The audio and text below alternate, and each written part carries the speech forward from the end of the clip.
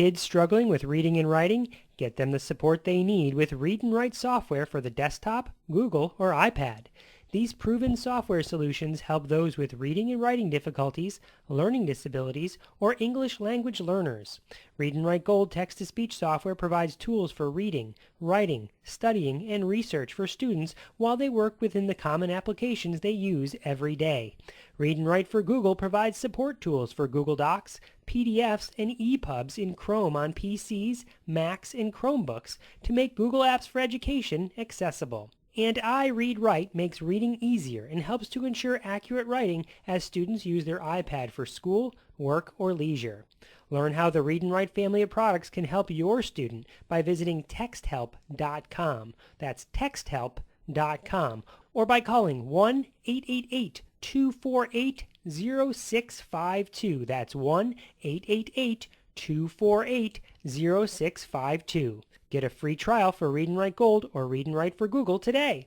Have students with IEPs? Take advantage of the Read and Write Gold IEP special. Ready to buy now? Get 10% off when you buy from the texthelp.com online store using the code A.T.TIPS14 save 10. That's A.T.TIPS14 save 10. This offer won't last forever, so go check it out now.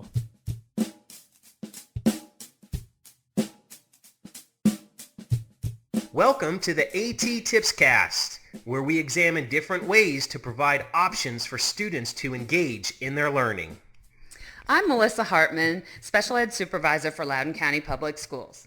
And I'm Mark Nichols, Special Education Supervisor for Assistive Technology with Loudoun County Public Schools. We were your guest hosts for episode 125, and we're still your guest hosts now for episode 126, recorded on November 16th, 2013.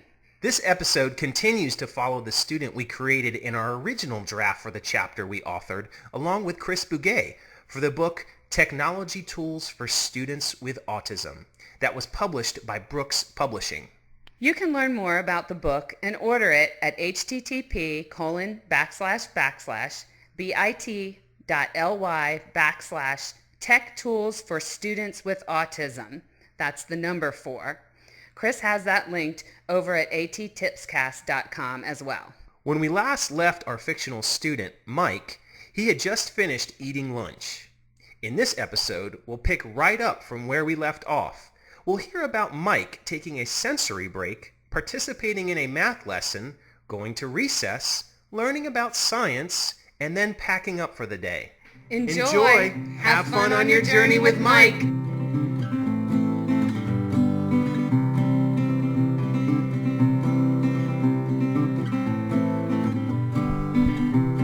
Sensory break.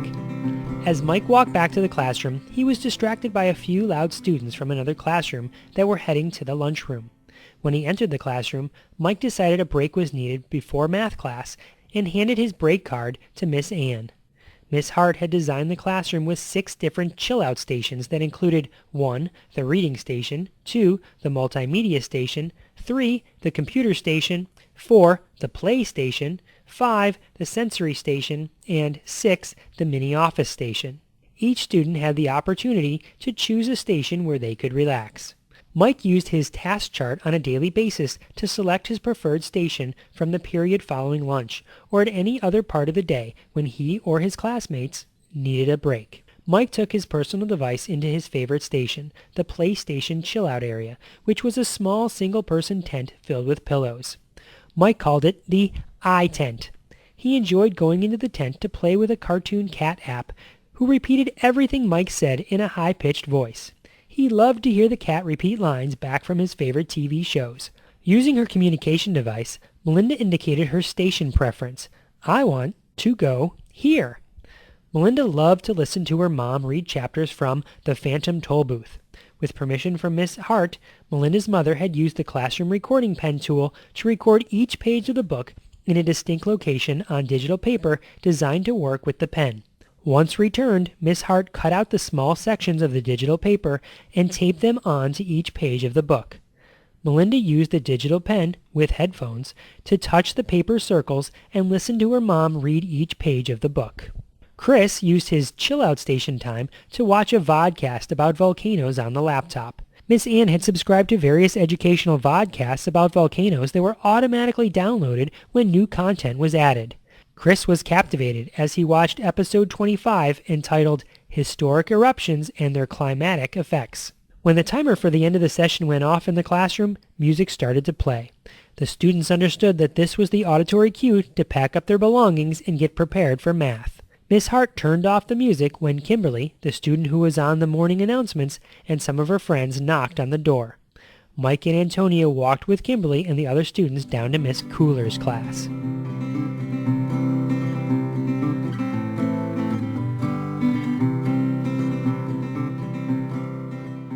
Math.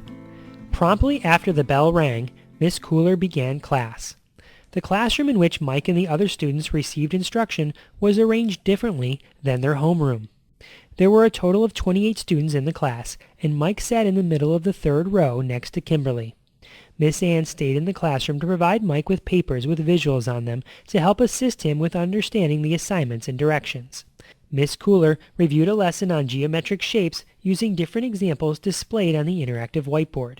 Students raised their hands and came up to the board to identify a shape described by Miss Cooler. Mike raised his hand when he knew an answer.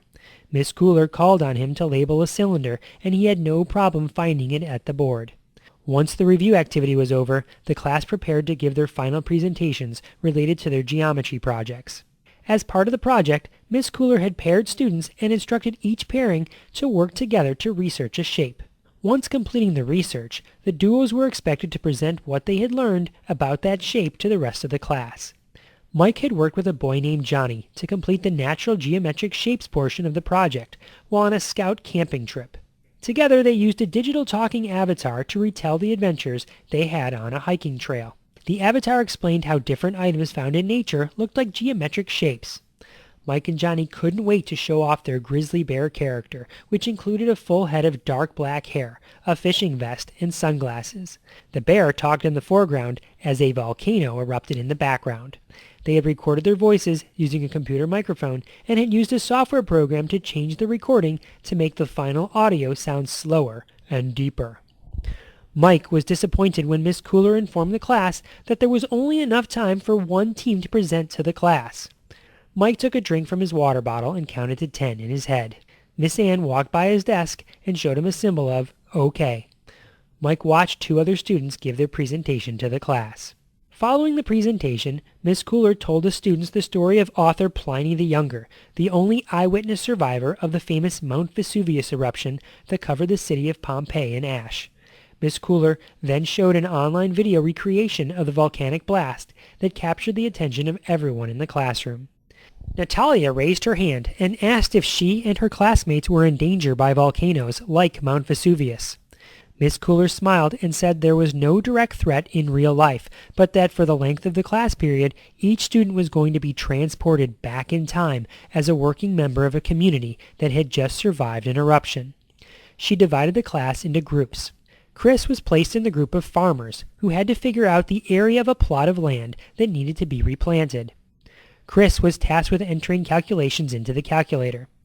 Miss Cooler reminded him that there was a website that could help with this task if needed. Melinda was in the group of people who organized the rescue supplies. She placed objects and pictures of supplies into different boxes based on how they were used. Mike was part of the inventory group. When Melinda's group placed an object in a box, Mike subtracted it from the supply inventory. The inventory was listed on a spreadsheet on a laptop that he received from the laptop cart by the door.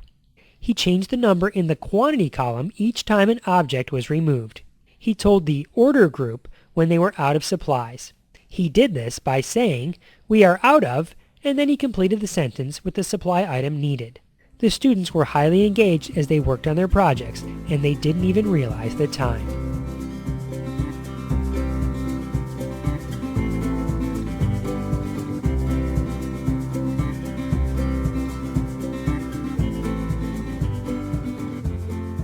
Recess.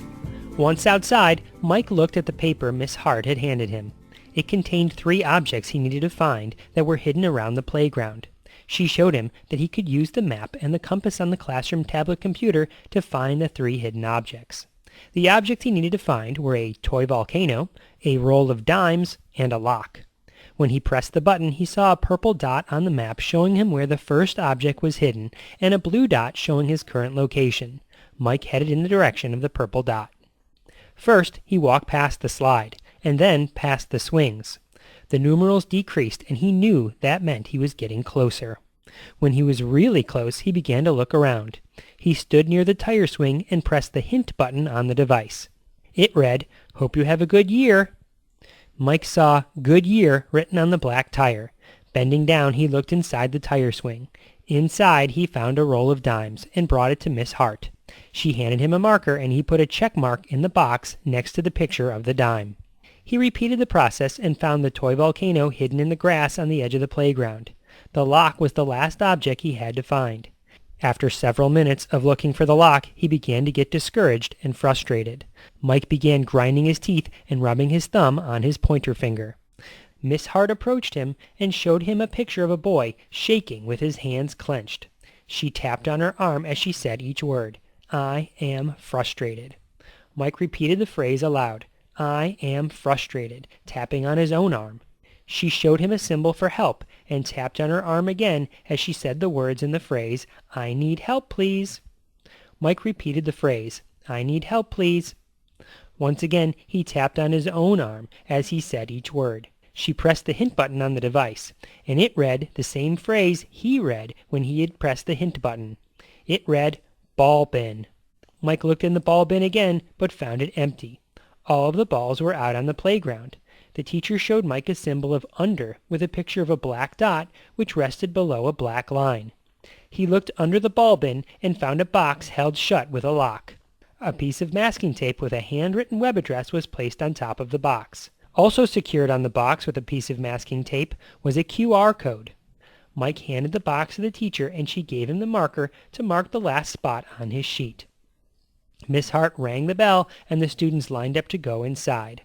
On the way inside, she told Mike that at the end of the day, after science, he would get to go to the website written on the box for instructions on how to open the lock.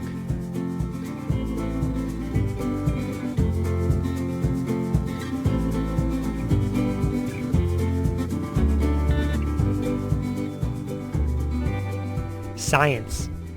When Mike arrived in Miss Hart's classroom, the agenda and goals for the lesson were posted on the whiteboard. Antonio went up to the board and clicked on the screen reader icon to have the agenda read aloud.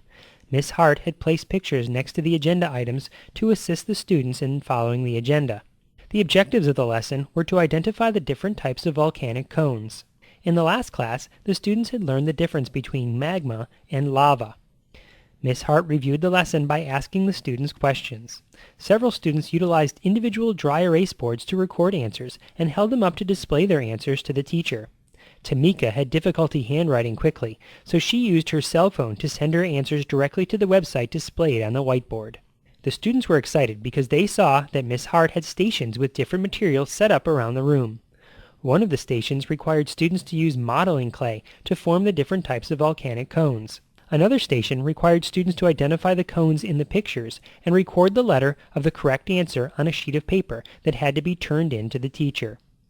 Mike focused on the computer station and headed over there to be first. The small group went to a website and looked up volcanic cones. Mike used the same screen reader he used earlier in the day to check his writing assignment to listen to the text displayed on the website through his headphones.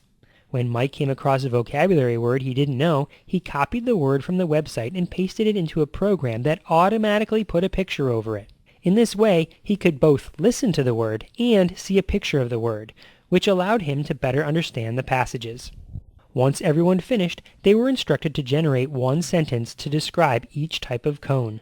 Mike utilized a voice recording program, the same program he and Johnny had used to record their voices for their talking grizzly bear avatar, to record his answers. After saving the file, he dragged the file into the teacher's turn-in folder on the computer. Other students chose to draw and label pictures of the different types of cones. Once the students completed their station work, Miss Hart directed them to go back to their assigned seats. She played a video of Mount St. Helens erupting back in 1980. Mike recorded a message on his handheld device to remind himself to ask his mom if she was alive back then and if she remembered the eruption. When the video was over, the teacher placed pictures of volcanoes on the board. She then asked students, one by one, to go up and drag the label tags to the correct volcano picture as a review. If the students had the correct answer, it disappeared.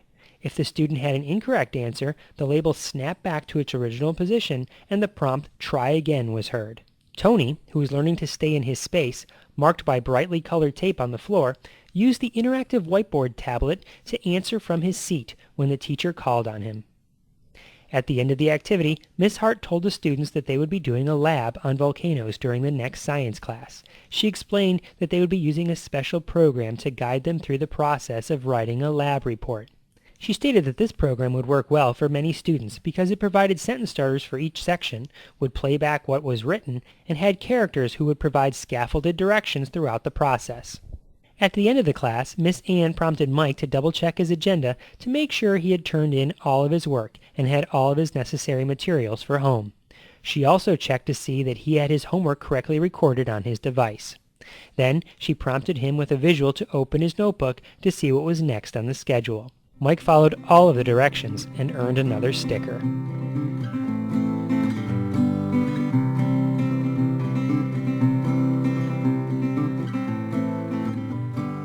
Packing up.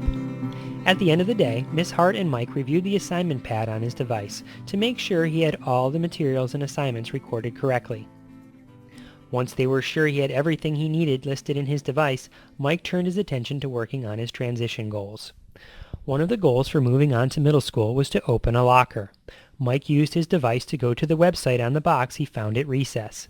The website took him to a video of the lock being unlocked. He watched the video so he could see the lock and hear the directions. This would help him practice on the padlock. Miss Ann told him he would get to keep it on his backpack once he figured out how to open it the first time. Mike practiced opening the lock for about 5 minutes. Miss Hart kept an eye on him to make sure he didn't display any signs of frustration. When Mike started to fold and unfold his hands, she prompted him to take a break. She offered Mike a choice of lotion or a short walk to the end of the hallway. Mike chose the lotion and went over to the sensory box. He opened the lid, found the peppermint lotion, and put some on his arms. Mike liked the tingly feeling on his skin and the smell of the lotion. Mike felt himself calming down. He remembered his mother telling Miss Hart about how peppermint lotion helped calm him. He wondered about what other strategies his mother and Miss Hart had shared over the past few years. When he was calm, Miss Hart gave Mike his 9th sticker for responding to a single prompt. She said she was proud of him for trying the lock and that he could try it again tomorrow. Next, Mike sat down at the computer to review the pictures he took with the camera on his handheld device when he went on the field trip to visit the middle school.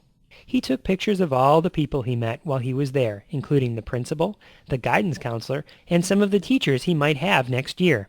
He worked on his social skills goals on the visit by introducing himself to everyone he met, just like it said to do in his story. He also created a video tour of the school that could be viewed on any computer via the classroom website.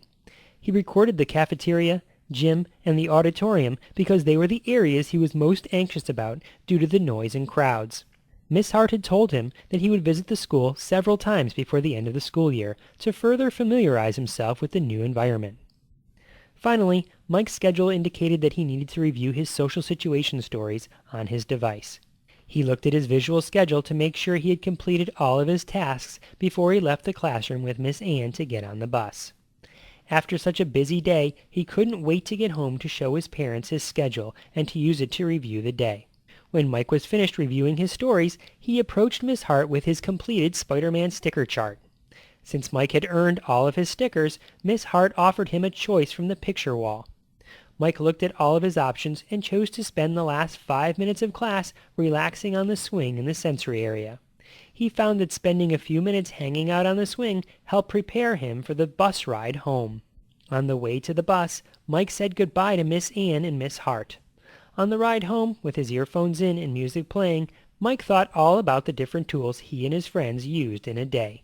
He thought someday he would write a chapter for educators and parents about all the tools he used around the world.